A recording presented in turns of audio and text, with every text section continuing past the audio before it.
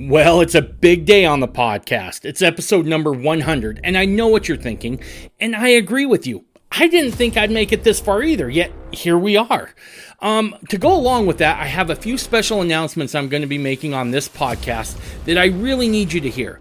These announcements will be made right after the intro commercials on this episode, so please stick around for that. Okay, moving on to this episode. Joseph Smith is obviously the man when we talk about the restoration. He wore a lot of different hats in his ministry. The one we're most familiar with is that of prophet. So, if Joseph Smith really is a prophet, we should expect to see some of his prophecies fulfilled. Well, today I have on Brian Stutzman to talk about a book he has written that explores the fulfilled prophecies of the prophet Joseph Smith. We cover Brian's backstory just a little bit, then dive right into some of Joseph's prophecies that we have seen come to pass. Towards the end, we discuss what this all means as for believers in the restored gospel of Jesus Christ and Joseph Smith's legacy. That and more on this episode of the Mormon Renegade Podcast. Look, it's no secret that our society has become much more crude and coarse. To become and raise men and women of virtue and character is a Herculean task. To help with this, I have recently wrote and published a book. Now, back in the 1700s, Washington had a book called Rules of Civility and Decent Behavior in Company and Conversation. It was a book with 110 rules that talked about how to conduct yourself like a civilized person in society, something that today's society is sorely lacking. What I did is I went back through the book and I reinterpreted his original sayings for the 21st century. So the book is laid out in a way in which you see Washington's original rule. Right below that is my explanation for the 21st century, and below that you'll find 2 or 3 examples of where to use this in the real world. Now, to go along with this, there's a workbook that helps parents teach these principles and practices to their kids. To find the book, go to MormonRenegade.com, go to the bottom of the page, search out the blog post, and order your copy today. I can bear personal testimony from personal experience that this is an invaluable tool to help you raise men and women of virtue and character. So, as I alluded to in the show open here, I have a few announcements to make. But first, I've been really prompted all week to address some folks out there in the audience. I don't know who you are. It's just a feeling I've got from the Spirit this whole week. First, I felt prompted to address you, the listener. If you're here on this podcast listening, it's not an accident. There's a reason for that. Most likely, you're either being prepared or called to something. Now, what that is, I don't know. I'm not your spiritual leader. But I can point you in the direction of someone who can tell you, and that's our Father and our God. He stands ready to hear those prayers and to reveal to you what you need in these last days. Now, I want to speak just for a second to folks who are feeling a little confused about where to go and what to do. I've had an increasing number of emails over the last few weeks from folks asking where they can go to attend church. Look, myself and others are here to help. No matter who you are, if you're a traditional believing Mormon, there is a place for you in the fullness of the gospel, both for you and your family. Heck, if we can't find a place, you can come worship with me and my family. That door is always open. Now, I know things in Mormonism feel a little confusing right now. I get it. I've been there. If you're feeling this way, please, please, please, I'm begging you not to throw the baby out with the bathwater when it comes to your testimony of the restored gospel. If you are leaving the LDS church but still have a testimony, or if you feel like your testimony is hanging by a thread, reach out. You can always reach out to me. I will always answer your emails. And if it's an emergency, put 911 in the description. I will reach out to you quick. I and others stand ready and willing to help you any way possible. Maybe you just need to talk through some questions. We can do that here. Myself and others in the Mormon fundamentalist community stand ready to help you no matter where you end up or no matter where you feel called. But please don't throw your testimony of the restored gospel away. Okay, announcement number 1. One place I feel like we can do better in fundamentalism is helping the sisters, both in fundamentalism as well as sisters investigating Mormon fundamentalism. To help those sisters specifically, my wife Tanya and my wife Amber and women from a few different faith traditions within Mormon fundamentalism have set up a new Facebook group just for these sisters. Its name is Mormon Fundamentalism for Women. I know it's not real catchy and it's a simple name, but hey, we aren't exactly marketing experts, you know what I mean? Now, this is just for the sisters. Let me stress again, this is just for the sisters. That means no dudes. If any of the admins catch a dude trying to infiltrate this group, they will be mocked mercilessly on this podcast for quite a few weeks. So don't go there, fellas. It's not going to work out in your favor. This is a private group where if a woman with questions about fundamentalism can go and ask questions without having to worry about being exposed, they can have their privacy protected. The link to that Facebook group can be found in the episode's show notes or at MormonRenegade.com in the blog menu of the website. Finally, I want to tell you about some changes that I've made to the news program I do when you subscribe to the $12 package on Patreon. I've retooled that show so that you're going to get more analysis and less comedy. My hopes is that as we begin to enter more and more troubled times, you'll be able to digest the news in a way that is really from the point of view of someone who believes in the fullness of the restored gospel. So if you feel like subscribing to that news program, you can do that at Patreon under the Mormon Renegade page, and that's $12 a month. Now, for the next 4 weeks, I'm going to be putting up the news program for free on Rumble so that you can get a taste, because I don't want you just to buy something you don't feel like you're going to get your money's worth. So go to the Mormon Renegade Rumble page, look it up, and for the next 4 weeks, that news program will be free so you can try it out and know if it's for you or not. In conclusion, I just want to say how thankful I am to you, the listener, for coming here every week. And I hope that your time here is well spent, that you feel like you're getting something out of this. That is so important to me. If there's anything you ever want discussed on the podcast, feel free to drop me a line. We'll definitely take that under consideration. But know that I'm so thankful to you, the listener, that's been here with me on this journey as we've explored Mormon fundamentalism, and we look forward to just keeping this going. So again, thank you for listening.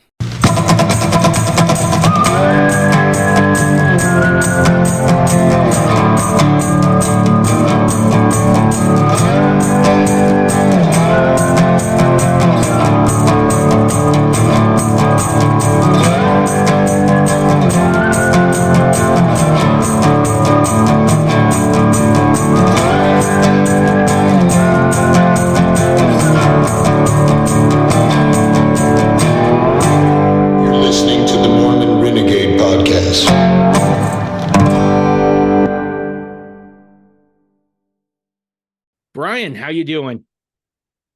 Great. It's great to be with you tonight, Dave. Dude, I'm so excited you're here. So real quick, we're going to talk about your book, a timeline of Joseph Smith's prophecies, and the subtitle, if you will, is His Prophecies Fulfilled. And people can find that on Amazon. Is that right? That is correct. Anywhere else? Cheap. Nope, Amazon. And then I've got another version of the book called On This Day, and we'll talk about that. I think the first book's $14 and the second one's $9. Right on. I'll tell you about that. Perfect. So, but before we dive into that, you're an active member of the LDS Church. Were you born Mormon? Were you born in the covenant, so to speak, and brought up Mormon? I was born. My dad was an adult convert when he met my mom. Then they got married, had a family, and I was born in the church. Very cool. So I always like to ask this question, because whether you're born into the gospel in whatever strain, LDS or fundamentalist, there is a moment at which you have to make that conversion. Right. And I think we're all conversions. What was yours? Yeah. I would say I think I was always born with a testimony, but it became brighter as I got older and had different spiritual experiences. Whether I remember the first time I visited the Sacred Grove as a child. Right. Boy, I was knocked out of my shoes. Right. The spirit just hit me. I've always had a love for Nauvoo. I remember going there as a younger person and catching the spirit of Nauvoo. But as I study the restoration, I just see God's hands all over it, and it just has gotten stronger and stronger. So. Yeah, Okay.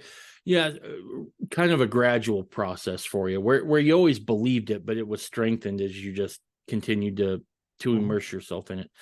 It's funny you bring up like the Sacred Grove and Nauvoo. Me and my family just got back from there. Oh, I want to say Mhm. 2 or 3 weeks ago. And we went to Missouri, we went to Adirondack, and you're right. There is a very special spirit to those places. And when your feet kind of touch down there, Mhm. it's hard not to become immersed in it. It's hard not to feel that spiritual tug for sure. So, Absolutely. We spent last week in Nauvoo, me and my wife, and then about a month and a half ago, I was in Palmyra and Kirtland and Nauvoo when oh, we went that's back. awesome. So yeah, it's about my 15th time in both places. That's awesome. That's So awesome. Yeah, no, anyway, yeah, but you don't have to go to get it. But for me, that's really kind of the icing. So yep. I do live in East Idaho. By profession, I'm a businessman. We have some real estate, commercial properties, and things that we own and manage. And then um, I had some free time. I serve, I don't think it's any secret, I serve as a bishop at a YSA ward in Rexburg right now. But somehow I still had some extra time, and I do some local politics as well, but I had some extra time to really delve into my first foray into really church history was a little town called Warsaw, Illinois. Hmm. And Warsaw is 18 miles south of Nauvoo. And when me and my wife got married and we started having children, I said to my wife, I said, I want to do two things with our kids before they leave the house. I want to take them on a personal father son. We have four boys, one-on-one trip to the church history sites. And I also want to take them to the Holy Land. Hmm. And so I was able to take my first two, our oldest two, right before the oldest went on a mission, and then the younger two a couple of years later to the Holy Land. But each one of the other ones I took on a church history trip. And son number three, we were leaving Carthage, and you always want to end your church history trips at Carthage. I'm a big believer. I say don't go anywhere after Carthage, just go home because it's such an exclamation point to the Yeah. restoration.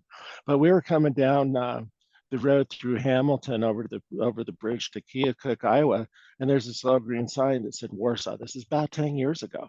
And I said, Warsaw, Warsaw. Gosh, I remember I was in Keith Perkins, who was a famous BYU religion teacher. I was in his class, and I think that we read something about Warsaw, something about this newspaper editor named Thomas Sharp or something. I don't know. I can't remember much. So we took a left-hand turn and went down there 5 miles, and wow, there's this fascinating little broken down river town.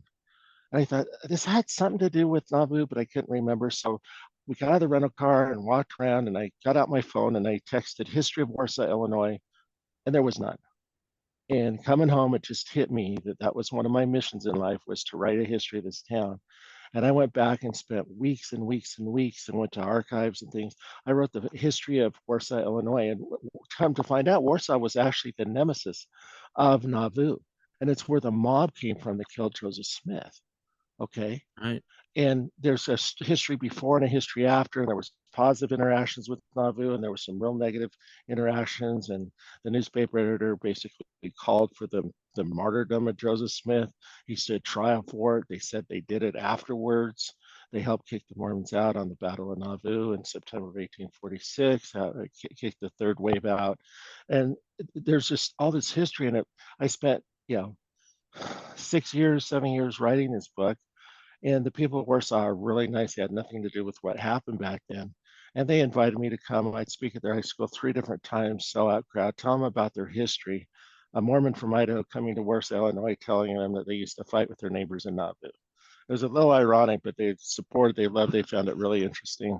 So I wrote this book, and so we're sitting along, and somebody contacted me about a year and a half ago and said, Brian, there's this group that's actually been excommunicated or not part of the church. I don't know the complete history, but there's this group that's come out with this movie that's trying to say that somehow the mob just got lucky and happened to be at Carthage jail right at the very moment that John Taylor Willard Richards shot Joseph and Hiram, which doesn't make any sense at all. No. And there's so much evidence why it was not an inside job. And one of the real things is Joseph Smith didn't die in the bedroom upstairs. Nobody killed him upstairs. He was alive. He fell out of the window, yelled, "The Lord my God, is there no Yep. help?" It was the beginning of the Masonic cry for help. He was very much alive. And just like Taylor, who had taken 5 balls upstairs and he lived, I believe Joseph Smith would have lived if he would have had medical care when he hit the ground. But they lined him up against the well. Levi Williams and a militia brigade firing squad shot and killed Joseph Smith. And Yep. some of those people stood trial. So this notion that it was upstairs, that somebody upstairs killed him, impossible, because they didn't kill him. He was alive. When when So when I first when I first came across uh that movie and that theory, and I watched the movie, I remember when it was done, I turned it off and I just looked at my wife and I said, you know, people say you have to have a lot of faith to believe that a 14-year-old farm boy got some gold plates. But this account takes even more faith than that, right? That makes that story look absolutely, factual. I agree with you. That's been some of the stuff to come out so because I had done so much on Warsaw, people contacted me and we made some podcasts. And then I got contacted by Kimberly Watson Smith, who's been on your show, and other people, Shannon Tracy and Taylor Smith. And we put together some podcasts that really could have debunked that movie. And thankfully, I was out there in last week, and we went to Carthage. I talked to 6 missionaries. Some had been there for over a year at Carthage jail. I said, "Has anybody come through here and said, what about John Taylor, Willard Richards killing Joseph Smith? Has anybody ever mentioned that?" 5 of them said, "I'd never heard anything." One of them said, "I think I heard one person kind of in jest say that to somebody." One person between 6 people over a whole year in Carthage. So it didn't really get any traction except from people who maybe didn't believe anyhow, or that particular movie. And so we did some different work that way. And then what happened next, and again, the book's called History of Warsaw, Illinois. It's on Amazon, and it's got some phenomenal pioneer stories that are somewhat original. For instance, I'll tell you one, then I'll move on to what we're talking about today. There was a school teacher in Iowa named Isaac Gallen, and he had 3 different wives over his life, and they all died. And his 4th wife that he married was from Warsaw. And he went down there, and it was a sister of there was a military fort on the river. This is 1820s, 18, and he married this gal. And well, the long and short of it is, the way it works out is that he becomes brother-in-law with Thomas Sharp. But Isaac Gallen joins the church and becomes a missionary for the church. And I believe Hiram Smith baptizes him. And he becomes brother-in-law through some deaths and remarriages to Thomas Sharp, who was a newspaper editor that would eventually stand trial for the murder of Joseph Smith. Wow. Brother-in-law. So imagine Thanksgiving dinner, Mormon missionary Isaac Gallen and brother-in-law, anti-Mormon editor, stood trial for the murder of Joseph Smith, Thomas Sharp, at the same table. Their kids were cousins, played friends. So you won't find that in any history book. I put that together through a lot of research. No, that's awesome. So yeah, that's the way things were back then. And the book kind of tells about how Warsaw was prospered, and then within a generation, economically in ruins and shambles. Joseph Smith made a prophecy about Warsaw, in fact. And he said that the Warsaw would be broken down and it would not be built up until some certain things happened. And you can interpret that any way you want, but I've got it in the book, and you can go to Warsaw today. They went from 5,000 people to about 1,500 people. Wow. And so when you take a town that has stores and infrastructure and a main street based on 5,000 people, and then you collapse it to 1,500, you got some urban decay, buildings falling down even today. So, yeah, but it's a great town, and it's so much more than just the 6 or 7 years of the Mormon period, before and especially after. They claim that Brigham Young's favorite plural wife, Amelia Folsom, was from Warsaw. and he Okay. built a castle, Amelia's castle. What was it called? It was right across from Temple Square, Amelia's Palace, in the 1870s and 80s. I think it was torn down about turn of the century. Hmm. But she was Brigham's favorite wife. You got to look her up. She was quite gifted, musical, very intellectual. When dignitaries came, why Amelia would sit at the head table, and she was from, they claim, from Morris, Illinois. So That's anyway, all. so I've done this work, and then one day a while back, um, I was checking some different podcasts, and one pretty well-known anti-Mormon guy did a podcast about the failed prophecies of Joseph Smith. I said, "Whoa, what's he talking about here?" And he has tens of thousands of viewers. I said, "Well, Joseph Smith had hundreds of fulfilled prophecies." And what happened was, in 2003, my sister-in-law was married to a gentleman named Pat. And Pat was a researcher and a writer, and a really good one. Unfortunately, the marriage didn't last as long as we would have liked it to. And but we see Pat at different events, at a family wedding a couple times. I said, when this came out, I said, "Pat, in 2003, you wrote a book called The Prophecies of Joseph Smith. You tried to publish it privately, publicly. It didn't really take any legs. I got a copy. You didn't sell very many." I said, "You have the rights to that, right?" He said, "Yeah." I said, "We need to resurrect it." And he says, I am a believer, but I'm busy in these other directions and I don't have time." I said, "Well, if you let me take it, publish it, edit it, republish it, and put it out there, and share these prophecies on podcasts and things, is that acceptable?" And he says, "Yeah." And I said, "I'll do one more thing. We'll price it low. And if any profits, I'll send it to you, Pat." I did my Warsaw book. I'm thousands of dollars in the hole. I don't do it for money. Thankfully, our rental properties are doing good. So Pat gets any profits. But as I got into this book, they're just public. He did a lot of good research. But you can go to journals and different things like that, and find these prophecies, and it's just phenomenal. And then there's really, honestly, a really explanation. There's really hasn't been a prophecy that can't be explained.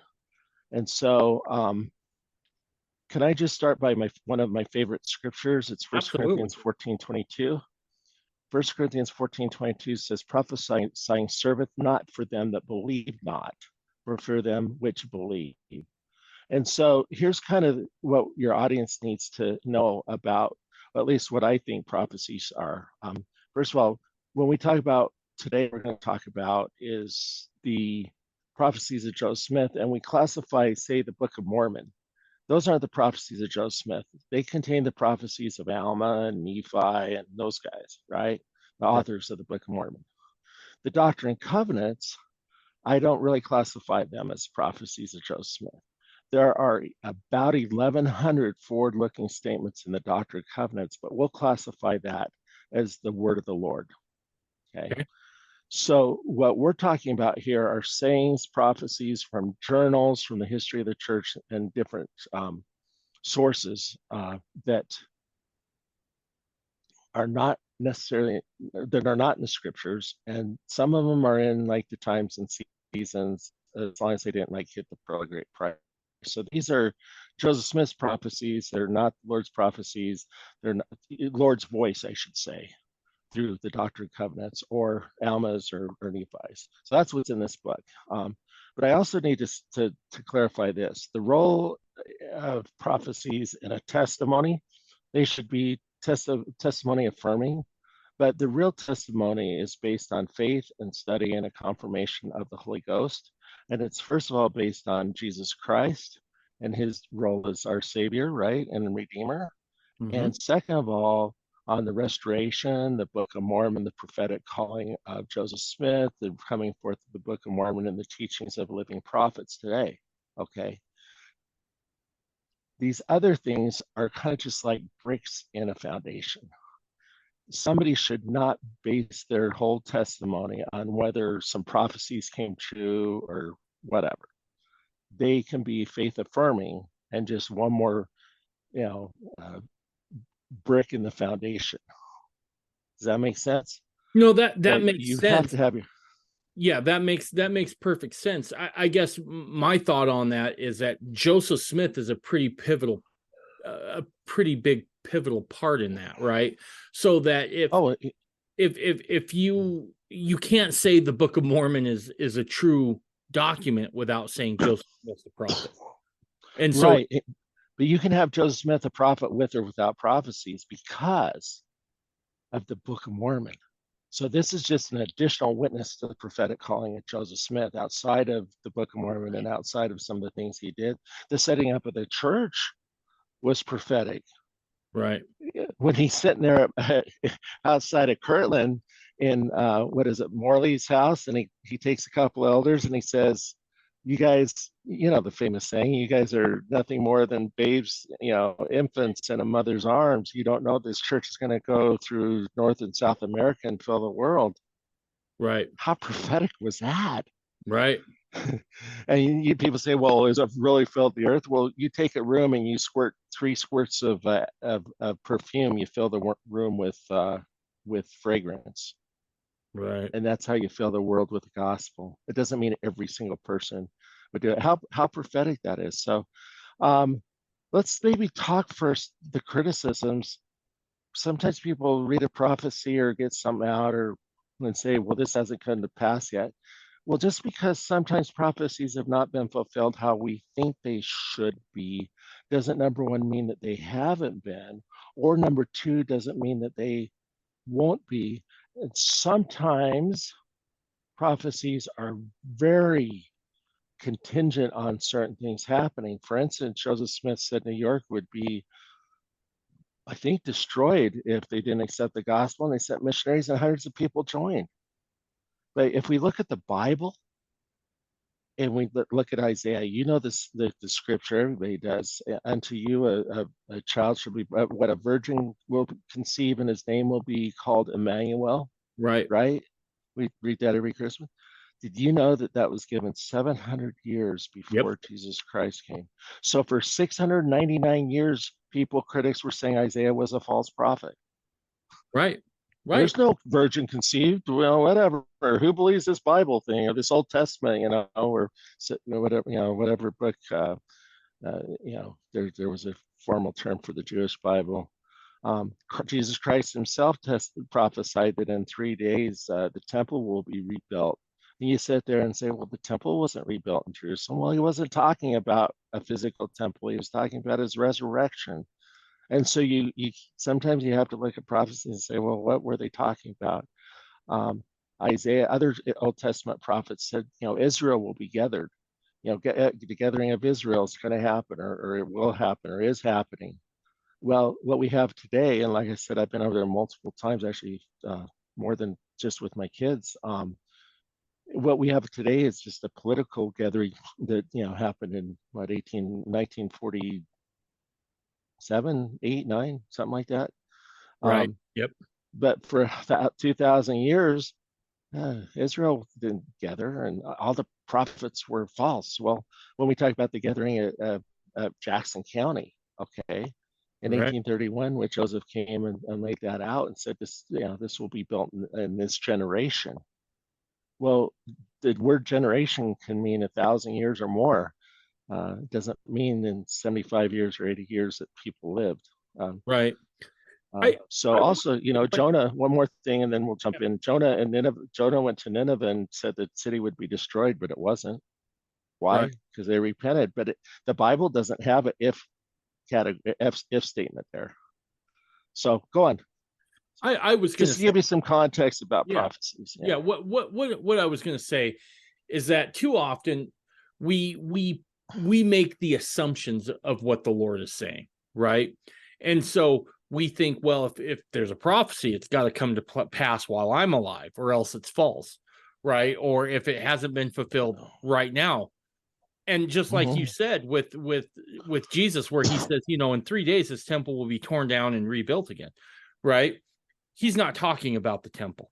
And so a lot of times we have to look and we have to do our due diligence. And maybe a lot of times it's not till after the fact that we can look back and go, oh my gosh, Mm-hmm. it's fulfilled. And so for people who put heavy emphasis on prophecies of any prophet, I would say you might want to slow your roll just a little bit, because you're making a lot of assumptions on a prophecy that you didn't receive personally, and so you don't know the context. But it will Thankfully, become evident. thankfully, there's about 400 that have come to pass, and I'm going to go over maybe 10 or 15. And if Uh, he's not a good, if he's not a prophet, he's an awfully good guesser at that point. over and over and over. I mean, for instance, he told people that they weren't going to taste of death or they wouldn't have a painful death. Well, I think some people he said that you won't die until Christ returns, right? Mm-hmm. Well, guess what? Some of those were given in 1831, 1832, 1833. What happened in 1836 in the Kirtland Temple? Christ had come. Christ came, and Yeah. then they died after. Yep. But that's not context that maybe anti-Mormons would take. Well, second coming hasn't come. Well, who says it's the second coming? Right. Christ came before this guy died. Orson Whitney explained it this way: we are not going to die. We are deathless beings. We lived before we came into this world, and we shall live after we go out of it. What we call death is not worthy the name. There is no death for the righteous. Christ died to destroy death. The change called death is but a temporary separation of the spirit from the body. None of our dear departed ones are dead.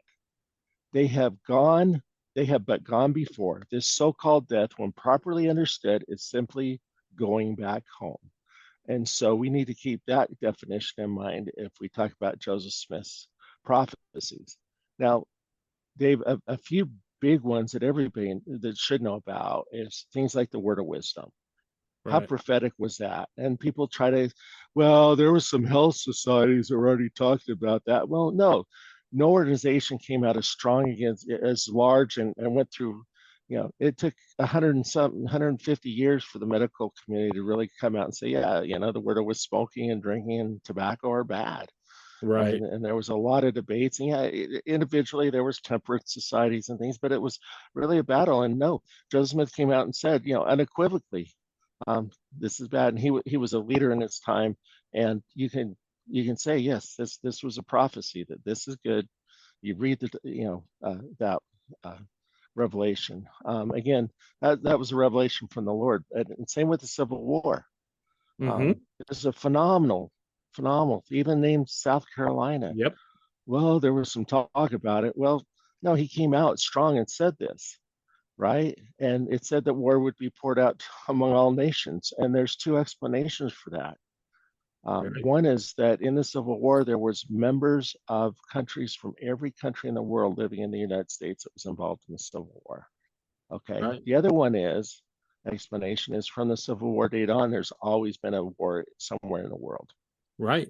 Well, and two world wars, right? And right, wars would Involved be poured every out. country, right?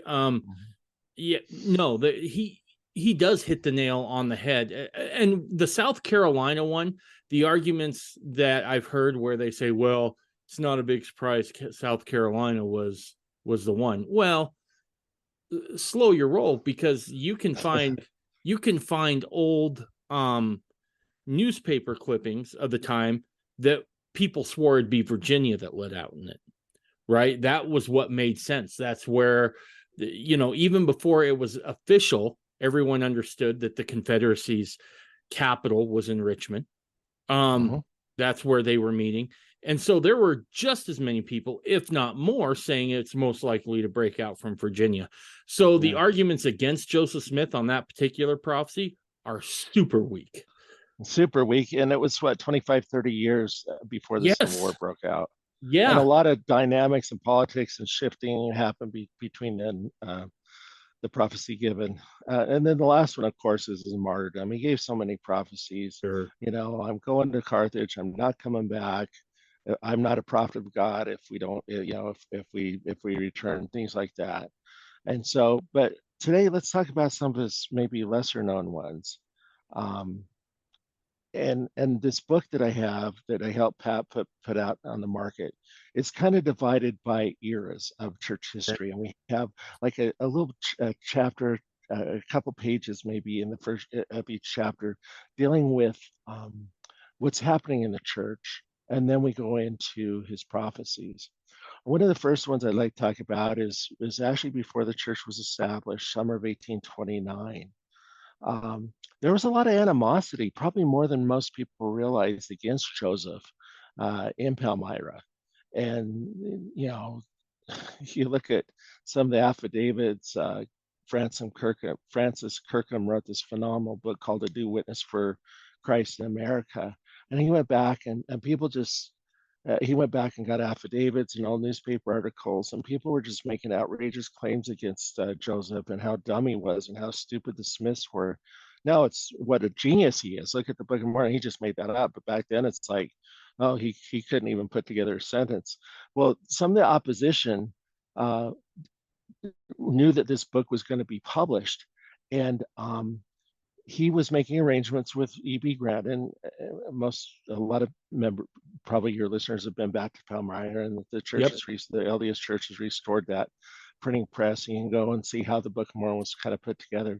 But when he went out to E.B. Grandin, there was a Dr. McIntyre, and he and 40 men were collected in the capacity of a mob, and they requested that Dr. McIntyre take command of the company, and he refused to do so. So Mr. Huzzy, Huzzy, who made hats in Palmyra, decided to offer his service, and their aim was to kill Joseph Smith before he could get the Book of Mormon published. Right. Most people don't know this. There was a mob assembled to kill Joseph Smith before the Book of Mormon was published. That's correct.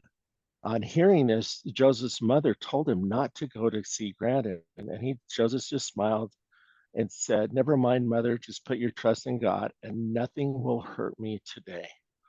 In a short time, Joseph set off for Palmyra. Along his route, he found the mob seated on a fence running along the road. Coming to Mr. Huzzy first, Joseph took off his hat and good naturedly said, "Good morning, Mr. Huzzy." Joseph passed on to the next man, who he saluted in like manner, and the next, and so on.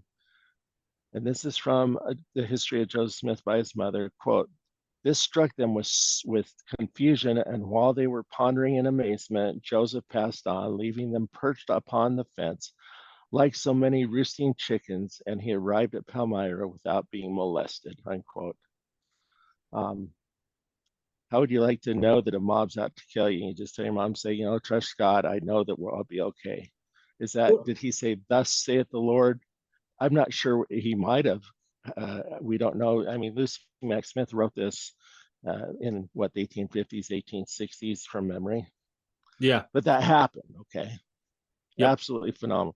So the next one is Kirtland, and this is really, really, really cool. We all know about the Kirtland Safety Society, Mm-hmm. right? Yep. Um,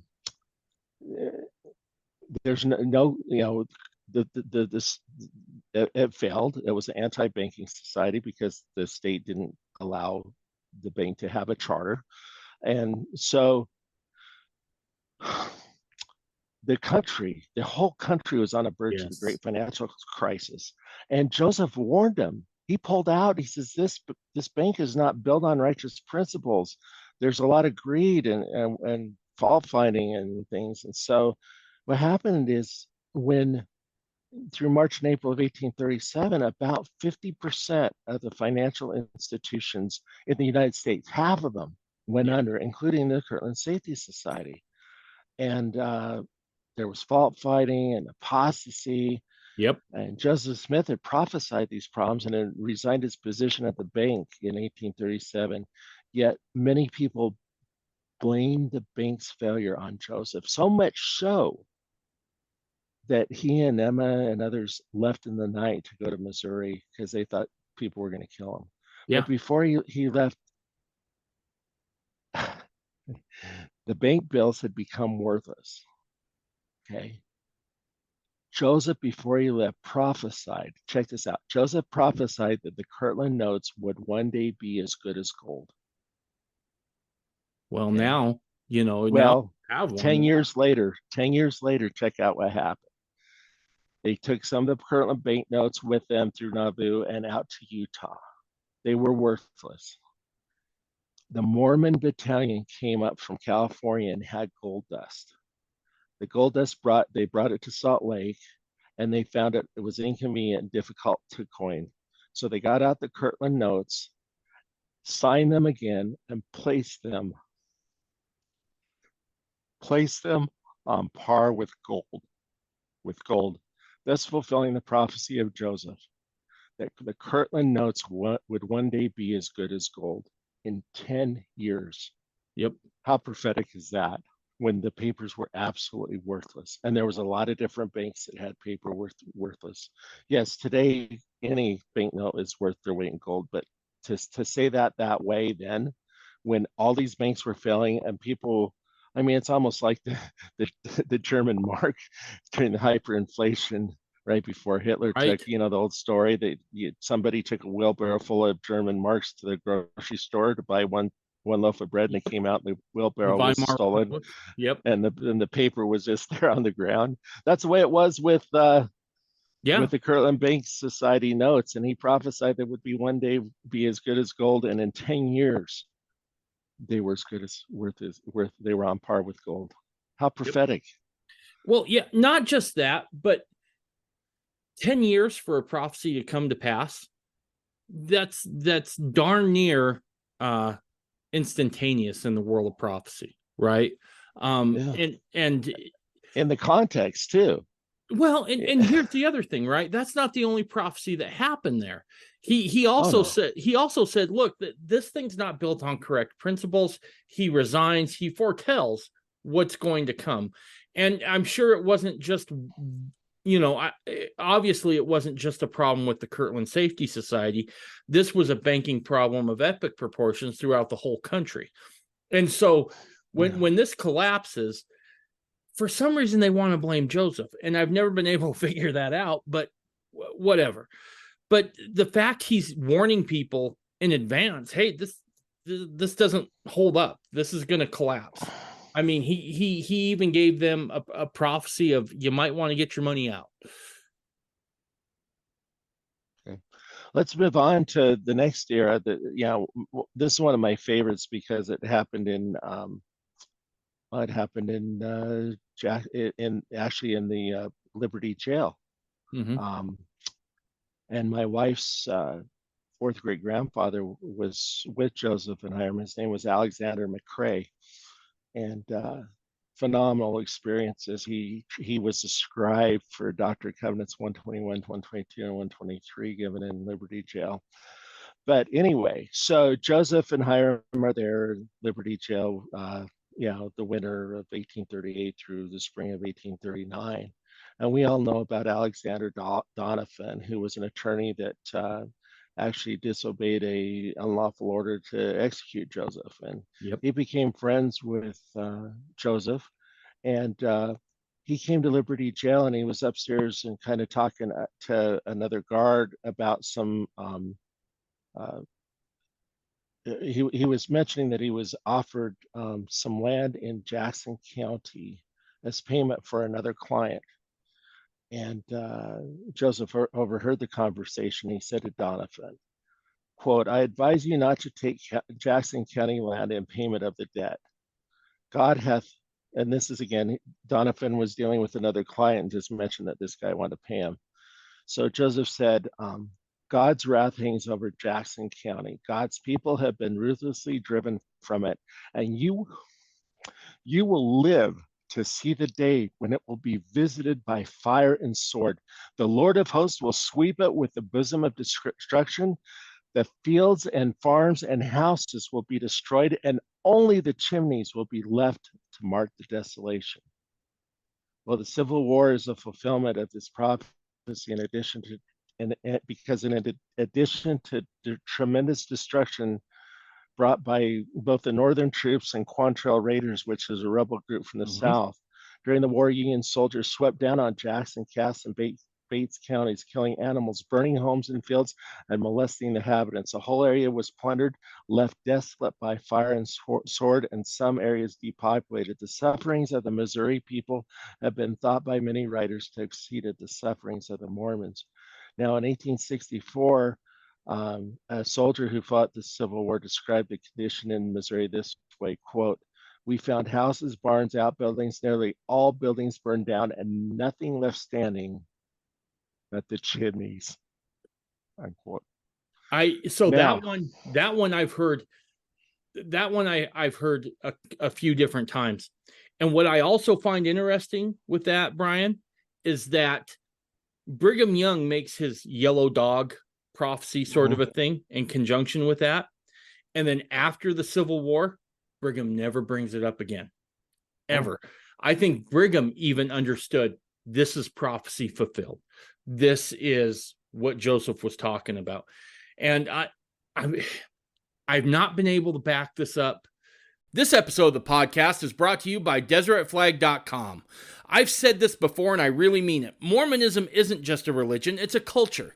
As such, it has its own vernacular and practices, but also its own symbols. And those symbols become even more important and prominent when you look back into our history. Perhaps one of the most recognizable symbols of Mormonism is the Deseret flag. This is the flag that I use as cover art in this podcast. This was also used for a good chunk of time during the pioneer era in Utah. Now, today we have people who want to replace the existing Utah flag with some other progressive monstrosity. Well, I think it's damn past time that we start pushing back here a little bit in Utah. Our friends at Defending Utah are here to help you with that. Now, if you go to DeseretFlag.com, you can now purchase your own Deseret State flag. It's time here that we start making ourselves known and join the resistance against those who seek to rewrite our state's history. Go to DeseretFlag.com or check out the link in this episode's page show notes and get yours today. Can't get enough of the Mormon Renegade podcast? Well, good news. We're on Patreon, and there's 3 packages that you can choose from. The first one, the Slightly Rowdy package, allows you to hear the podcast without all those pesky commercials getting in the way. For those who want a slightly more in-depth experience, there's the Stirring It Up package, where you can hear ad-free audio, ad-free video, and transcripts. Finally, for those who want to go full Renegade, that package is available too, where you can get everything in the previous 2 packages, plus an extra show where myself and Ben Winfield break down the news of the day from a very Mormon point of view. You will also get exclusive access to Renegade Chat, and on there you'll be able to talk to others about the show or whatever topics are on your mind. Go to Patreon today and get your exclusive content.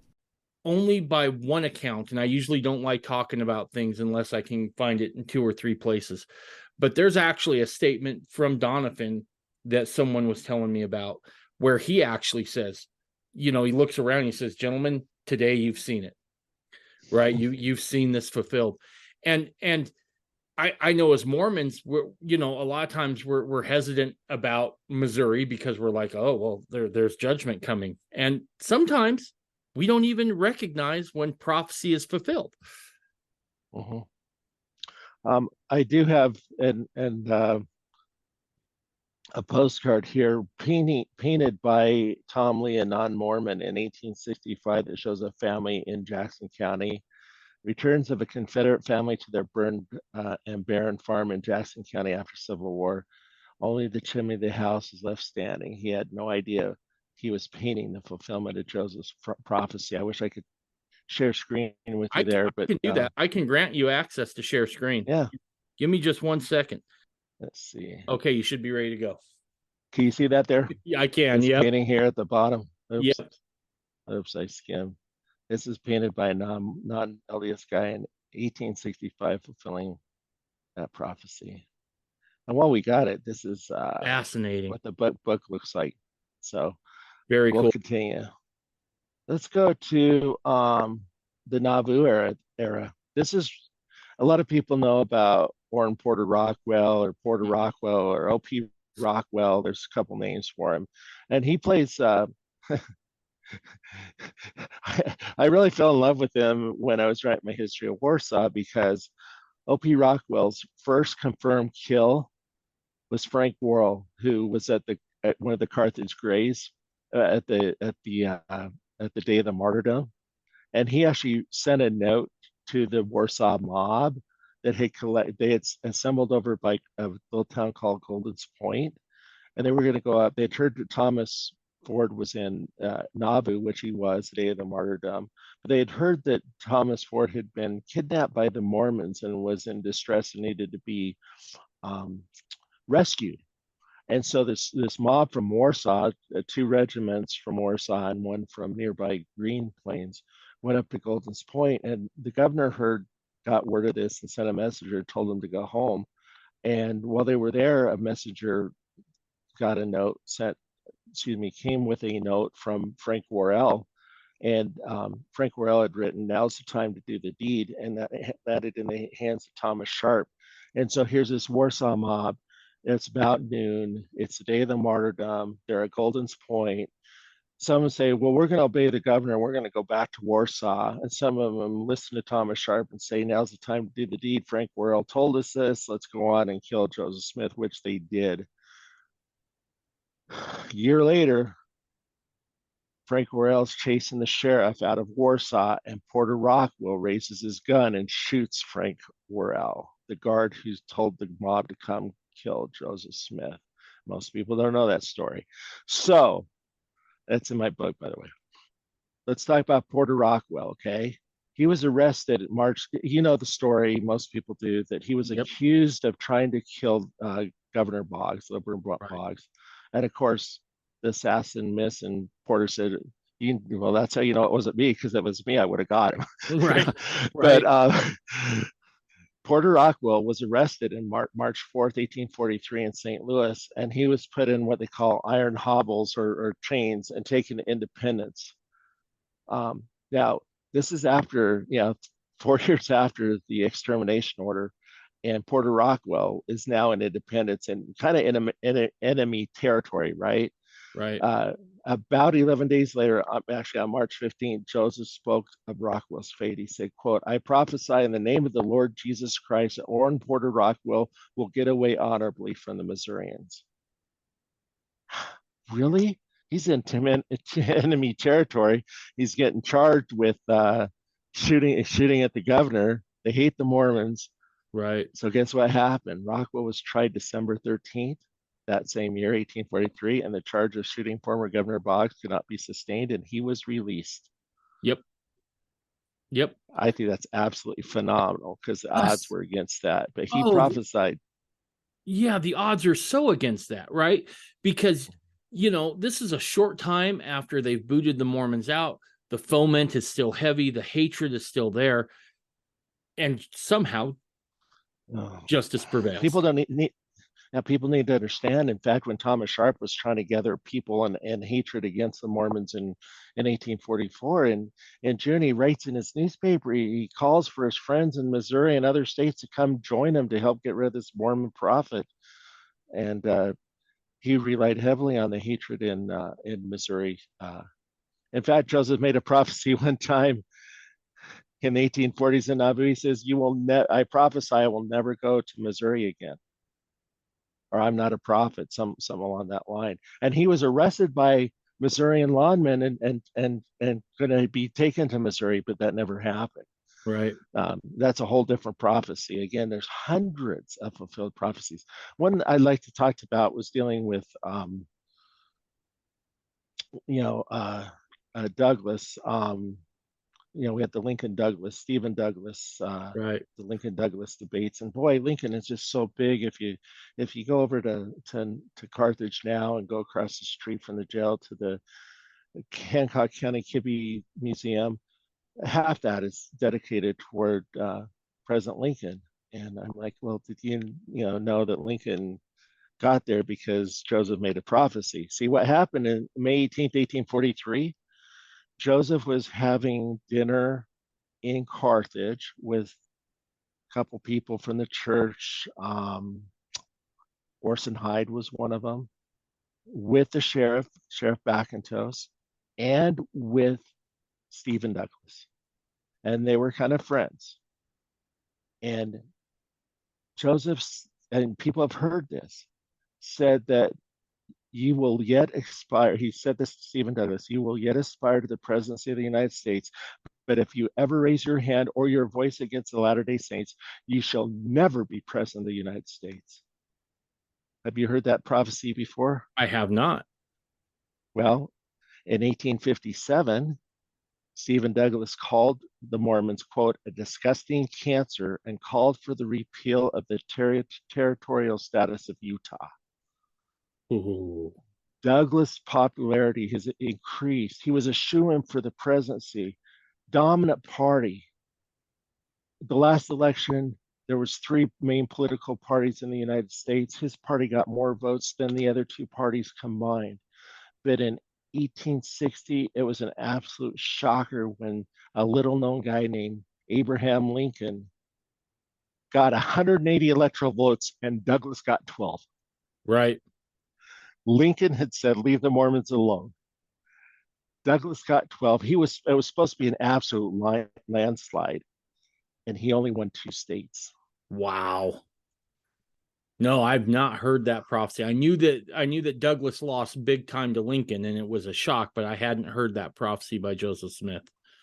Well, in November 27th, right after the election results in 1860, Orson Hyde, responding to this disastrous election result for Douglas, wrote, and I give credit to this slide from my friend Craig Dunn, who's a professor down in Utah. He sent me this. He says, Orson Hyde wrote him a letter, will the judge, meaning Stephen Douglas, now acknowledge that Joseph Smith was a true prophet? If he will not, does he not recollect a certain conversation that Mr. Joseph Smith at the house of Sheriff Backentos in Carthage, Illinois, in the year 1843, in which Mr. Smith said unto him, quote, you will yet aspire to the presidency of the United States, but if you ever raise your hand or your voice against the Latter-day Saints, you shall never be president of the United States. That was just a powerful, powerful prophecy. Yeah. And guess what happened? Stephen Douglas died a year later in 1861 at age 48, a disappointed man. Wow. He only won 2 states, and he was a shoo-in, an absolute landslide. And he raised his hands against this and his voice against the states. He also called the Mormons a loathsome ulcer on the body politic. And he recommended a knife be applied to cut it out. So I'm guessing him and Brigham Young didn't exchange Christmas cards. Christmas cards. Well, he died within a year. Right. Right. Have you heard of the Battle of Buena Vista and that prophecy? No. Oh, this is a great prophecy. So Joseph and Hiram and several members of the church go to Carthage. And I really kind of get into this part in my book, and there's a lot of books that deal with it. The all-time classic, of course, is The Carthage Conspiracy by Marv Hill and Dallin Oaks, Mm-hmm. where they've gotten back. And it's really a great story. But Joseph kind of has bounced around in the night of June 25th, 1844. Actually, I believe this happened about noon. They're gathering around, and Joseph is actually staying at the Hamilton House, which is about 2 blocks east of the Carthage Jail. It's about actually 4 blocks east. We just were there at the site. It's no longer stands. We were there last week, and there's a little marker there where the Hamilton House was. And Joseph's gathered around, and there's some anti-Mormons. There's some members of the military regiments and things. They're eating and talking, and he basically says, "Gentlemen, do I look like the man that you've been led to believe?" And they said, "No." And he says, "You can't see my heart." He says, "But I can see what's in your heart." And this is Joseph Smith talking to these people who would eventually be part of either the mob or people outside, waiting and watching and what's happening. Joseph says, I will tell you what I see. I can see in your heart, and I will tell you what I see. You thirst for blood, and nothing but my blood will satisfy you. Then he says, I prophesy in the name of the Lord that you shall witness scenes of blood to your entire satisfaction. And many of you who are now present shall face the cannon's mouth from sources you think not of, unquote. Well, during the Mexican War, a few years later, some of these men were called to battle, and it was the Battle of Buena Vista, and they got caught in friendly fire, and a bunch of them were killed. I think this is within a decade, within 10 years, these soldiers. And it was against Santa Anna, the Mexican war. You can read up on it, but the Battle of Buena Vista fulfilled this prophecy, where some of these men were caught in crossfire, and they were killed by friendly fire, and they faced cannon's mouth from sources you think not of. I prophesy in the name of the Lord. That came true at the Battle of Buena Vista. You can't just get these things just time after time after time after time right without having the spirit of prophecy and being a prophet of God. I mean, we all know June 27th, 1844, right at 5:16, the mob stormed Carthage. Right. We know that time from Taylor's watch. But Joseph told what Willard Richards, everybody knows this, the time will come that balls will fly around you, Willard Richards, and this is kind of the second quote, and he should see a second person, and he shall see his friends fall on the left and the right and the left, but there shall not be a hole in his garment. Right. You've heard Which that one, came right? to pass. Yeah, absolutely. It came to pass, a bullet grazed his ear, nothing struck his garment, and he was the biggest man in the room by about Yep. double. Yep, he was. He was a man after my own heart, of robust girth. So But Joseph prophesied that balls would fly around him and his friends would fall on the right and the left, but there should not be a hole in his garment. How do you get that one right? yeah, yeah, especially in the scene that was Carthage jail, right? Because bullets are coming from every direction, right? Both from the door and from the window, and somehow he manages to escape with a scratch, right? On his ear, not through his clothes at all. Yep. So, can I share with you Joseph Smith's last prophecy Please do. given to somebody else? Now, the next morning, he kind of prophesies the rise of the church, but this is a personal prophecy, and it was the night before the martyrdom. And I hope I can get through it because I get quite emotional because it's so powerful. Many people in the church have heard of Dan Jones, Captain Dan Jones. In fact, um, he was a very powerful Nauvoo convert and became friends with Joseph. And he was there the night of before the martyrdom. And he had gotten a mission call to return to his native Wales. And they were laying on the floor and they heard gunshots at the square of Carthage and some different things. And they were, they kind of knew the end was coming. And Dan Jones asked the prophet Joseph Smith if he was ready to die. And Joseph talked for a little bit and then asked Dan Jones the same, and he wasn't quite sure. And then Joseph said, "Ye shall yet see Wales and fulfill the mission appointed to you." Mm. And that was kind of cool because here's what happened. The next day, Dan left and went and got some ran an errand or two for Joseph and came back and got some papers. And Joseph said to Dan, he says, "I want you to go to Quincy and get my attorney, and here's some papers I want for you to give to him." And so Dan is outside Carthage, and the mob there sees Dan with some papers, and they think that Dan is going to Nauvoo to rally the troops. The Nauvoo Legion had been disbanded, but maybe they were going to get them back together and come rescue Joseph. And so the mob shoots at Dan right outside the Carthage jail. And they miss him, but it confuses his horse so much that they went down the wrong road to Quincy. And it saved Dan's life because a mile or two out of town, a little ways out of town, a mob had combined with orders to kill any Mormon that came down that road. So Dan didn't get shot at Carthage, even though they aimed at him, and he didn't get killed on the road to Quincy because he went down the wrong road.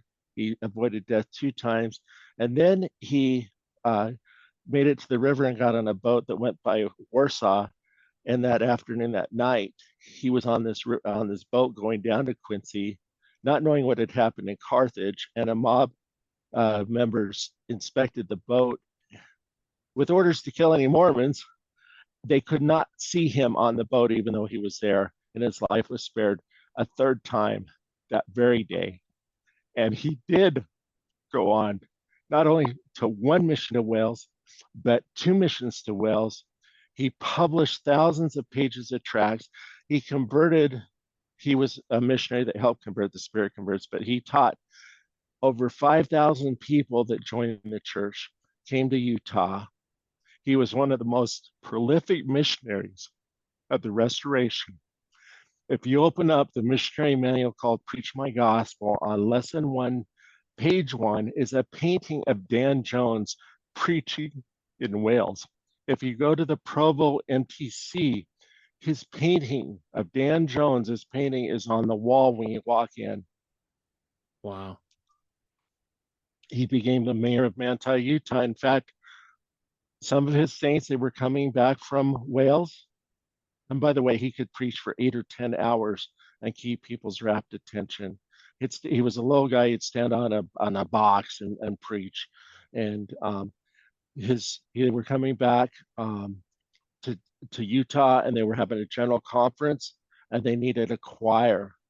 And his Welsh saints were musical, and they put together a choir of Dan Jones's converts, and they sang at the general conference of the church in Salt Lake City. And that choir became the foundation for the Mormon Tabernacle Choir, now called the Choir Temple Square. That was the last prophecy of Joseph Smith to a person, Dan Jones, that he will live through Carthage and he will yet see Wales. Wow. And then go on to influence Mormondom as we know it. Oh, geez, in so many ways. Now, Yeah. if you can share your screen one more time, I want to share with you one of the coolest Absolutely. things here. Yep, it's still on. You can still share. Kind of the whole prophetic thing lingered with Joseph after the martyrdom. You know, the New York paper, you may have heard this, right after the martyrdom, wrote, Joseph Smith said, "Thus ends Mormonism." Right? Have you heard that? Right. Thus Yep. ends Mormonism. Well, somebody else, let's see. We'll full screen this. Let me move this here. Large scale sentiment. Joseph Smith, the Mormon prophet, is dead. Thus ends Mormonism. Headline of the New York Weekly Herald. But there was just a spirit of Joseph Smith, the Mormon prophet. And this picture here is a newspaper article. Again, my friend Craig Dunn just sent this to me. This is the New York Tribune, July 20th, 1844. Okay, so this is less than a month after the martyrdom. In this newspaper, this critic was talking about how he had a rough exterior and this and that, but he says Joseph Smith has carved out for himself a title to a page in the history of his country, and his name will be remembered for good or for evil. And when the names of half the statesmen of the age, when the names of half the statesmen of the age will be forgotten. Catch this wording. Joseph Smith has carved out for himself a title to a page in the history of this country. Mm-hmm. And yet the large scale sentiment is Mormonism is dead. Right. Well, guess what? In 2015, the Smithsonian Magazine published a list of the 130 most significant Americans of all time. And number 1 religious figure is Joseph Smith, and he carved out with this painting here his own page in history, in American history. Holy cow. Yeah. So here's a quote again. Joseph Smith has carved out for himself a title to a page in the history of his country. 2015, number 1 religious figure in America, Joseph Smith, with his own page here on the right side. Number 1. Number 1. So, Dave, you tell me, did God give Joseph Smith a prophetic gift? absolutely he did. Absolutely he did. Unfortunately, we don't teach this enough. We don't teach this to our young people.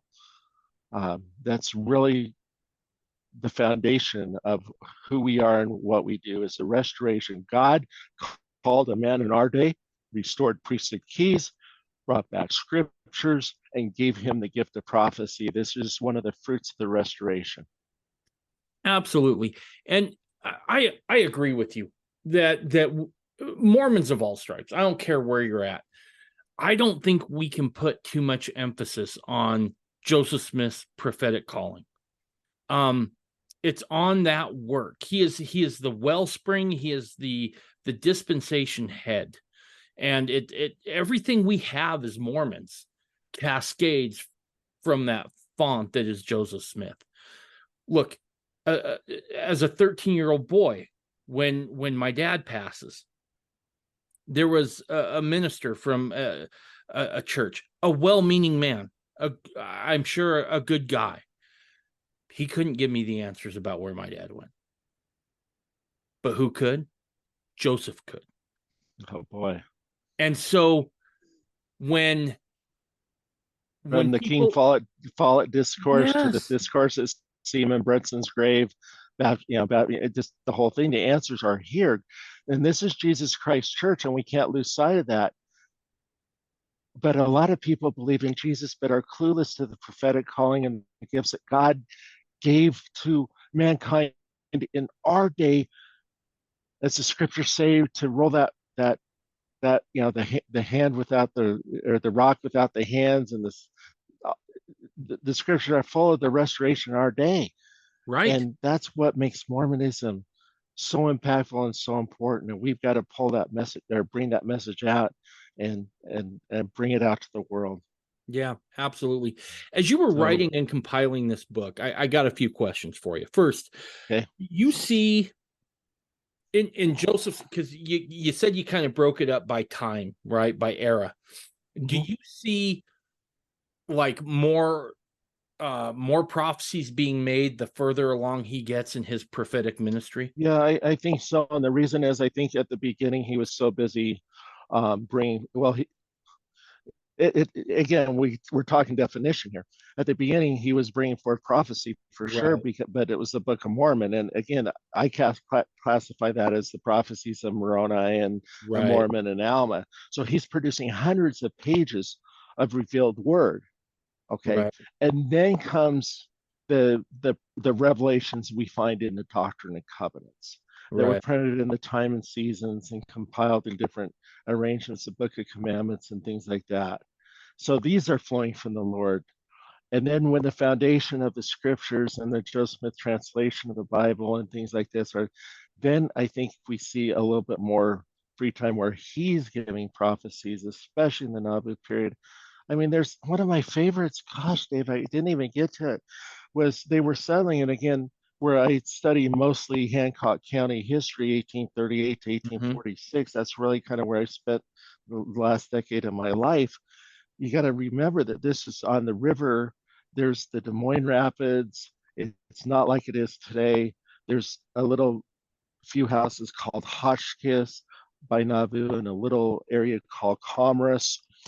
And Joseph and Hiram have just been let to escape from Liberty, and they make it to where the Saints are in Quincy, and they come up to Hotchkiss, and there's a Mr. White, and this is in the spring of 1839, and he has some land for sale, and he wants $500 down, and the Saints are basically penniless, right?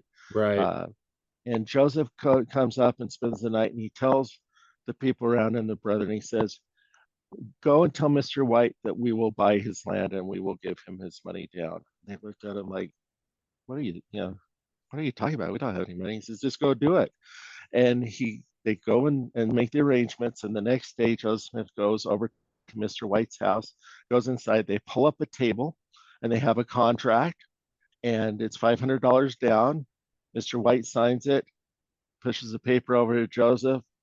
Joseph signs it. He pushes the chair back. He puts his head down like he's saying a prayer. And just then a wagon pulls up outside. A man comes, steps down, walks up to the door, knocks on the door, and says, "I'm looking for Joseph Smith." And they said, "Oh, he's right here." And Joseph says, "What can I help you with?" And he says, "I want to buy some land from you, but I don't have time to look at it today. I have some down payment money. I will come back and talk to you tomorrow. Here's $500. Wow. Joseph turns around and gives it to Mr. White. He later says to his brother, and he says, "You put your faith in money. I put my faith in God." Yeah. Hmm. That is recorded history. Joseph Smith had no idea who this guy was, had no idea it was coming, had no idea that $500 was coming. He felt prompted and inspired to sign that document, and within seconds, within tens of seconds, the money showed up out of nowhere. Right. $500 to close the deal. And So these types of events happen more and more. I think. I mean, they happen throughout Joseph's life, but I think we have more once the foundation of the gospel was established. Man, he's teaching people about temple ordinances, baptisms for the dead, the whole purpose, the pre-earth life, the post-earth life, um, in more detail. Of course, it really started early, but he just added to it. I mean, my favorite is like at the John Johnson home in Hiram. Have you been down there south of Kirtland, yep, about 20 miles, yep, where the visions were given, which we called Doctrine and Covenants 7, Section 76? How prophetic is that? Now, right. that's in the Doctrine and Covenants, so I don't have it in my book, but you talk about a prophetic gift where he reveals the 3 degrees of glory and all these different things that are happening. And he sees his brother Alvin, who was not baptized. And in fact, you talked about your dad dying. Yeah. You know the story of Alvin Yep. Smith and Palmyra dying, and the minister, the church hadn't been restored. The Smiths, the Mormonism wasn't around. The teachings of the doctrines of salvation weren't there. And the ministers asked if Alvin had been baptized. And the Smith family said no. And the minister said, "No, I'm sorry, Alvin is not going to go to heaven because he hadn't been baptized." And Right. that destroyed the Smiths. And then in 1833, at the John Johnson farm upstairs in that bedroom, the elders are meeting, and Sidney Rigdon and Joseph Smith see this vision, and he sees Alvin in the celestial kingdom. Yep. And he says, how can that be? And the doctrines of the work for the dead and all these things are brought forth. You just don't have a guy with a 3-year education, a farm boy in backwoods New York in the early 1820s with no internet, no, you know, they're working 12, 14 hours a day just to eat. He doesn't have all this time to sit around and philosophize and get around people. This is just absolutely Look, remarkable. So I hope that answers your question. yeah, It was no. all along, but I think at first it started with the revelation of the scriptures and the setting up of the church, and then we have some really cool stuff happening in the Nauvoo period, just Yeah. prophecy after prophecy after prophecy that are outside the scriptures and outside the Doctrine and Covenants. As you were writing this and compiling this, what was the thing that kind of shocked you, or maybe something that you weren't prepared to see? Oh gosh, I think just that what shocked me was that we don't, as a people and as as believers that God called Joseph Smith to be a prophet, that we don't know more about some of these things. This prophecy about the Kirtland Safety Society notes being worth their weight in gold happened in 10 years. I've been to Kirtland probably 10, 15 times and never heard that. But yet it's right here. Right. Um, there's so many things. And again, this isn't the foundation of anybody's testimony, but Sure. it should be uh, reassurance that Joseph had a prophetic gift, that he was called by God Absolutely. to do his work. Just a reassurance, another witness, maybe. Let me ask you this: why is it you think that we as Mormons of every stripe don't spend the time to illustrate Joseph's prophetic calling like this? Again, as you were saying, it shouldn't be the foundation of your testimony, but it could serve as kind of a shield a little Oh, bit, right? Do you think it's lack of uh, access to the records? Do you think no, we have? no, that's out there. I mean, Dwayne Crothers wrote a phenomenal book listing 400 prophecies. Um, I'm we're dealing in the realm of speculation here. I really don't want to go down that way, especially where Okay.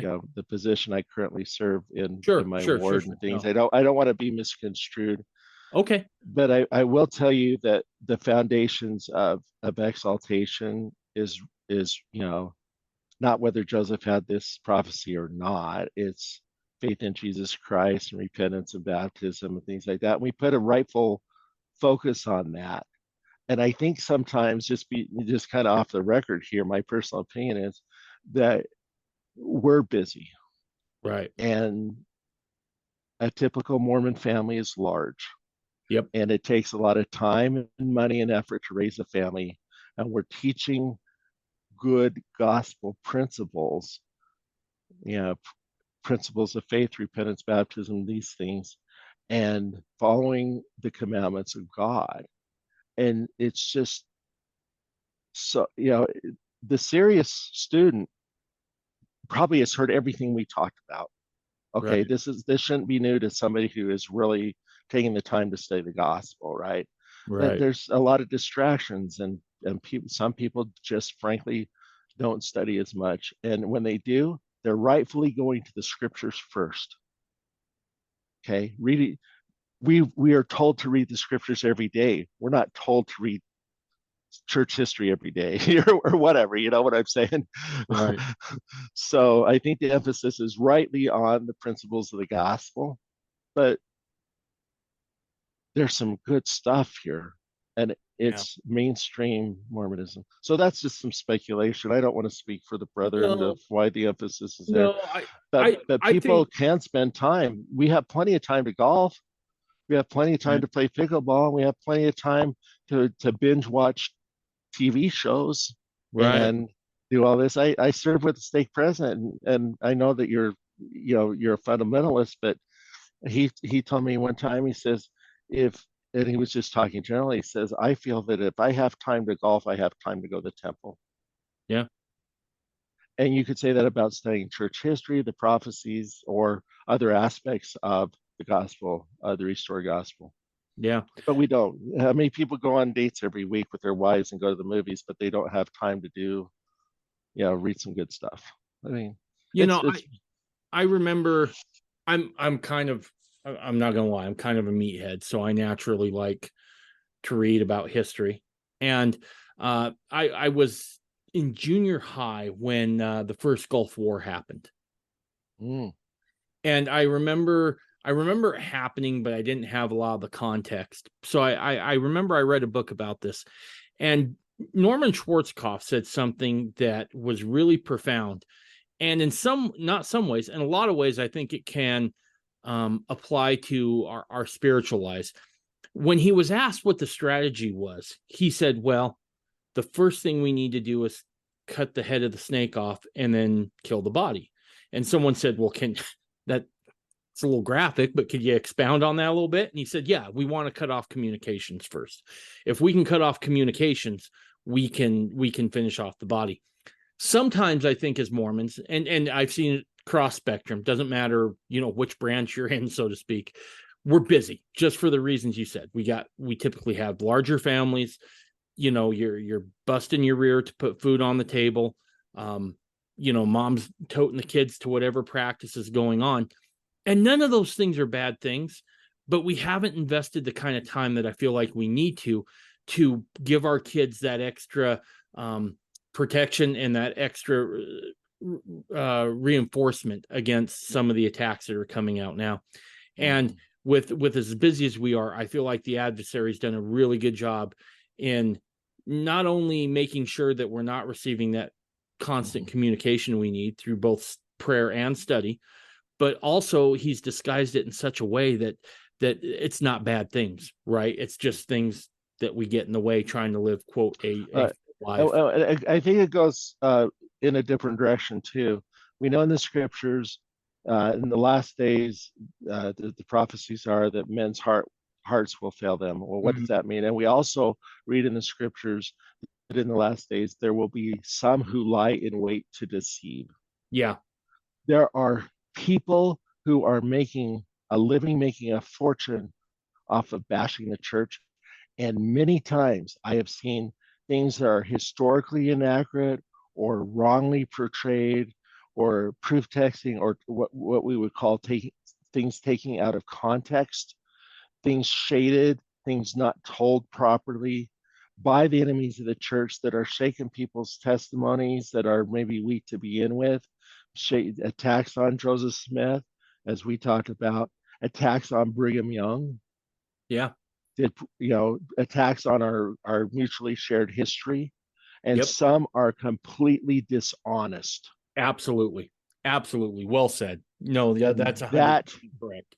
that kind of torques me off personally. It makes me want to write more books and go on more podcasts because I when people are lying in wait to deceive and intentionally saying wrong things on purpose or misquoting, I or mean, taking. I can go, Yeah.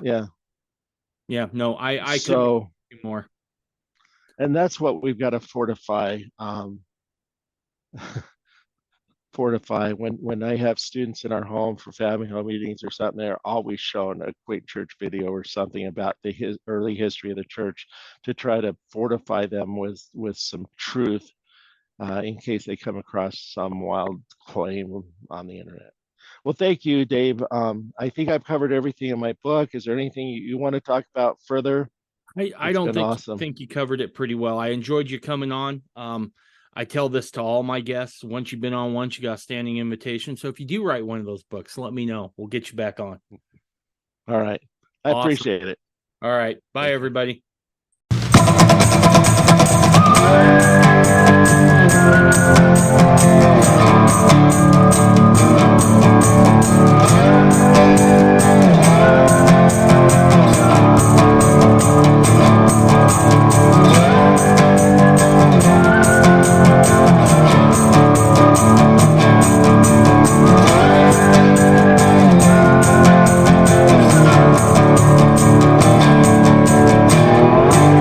You're listening to the Mormon Renegade Podcast.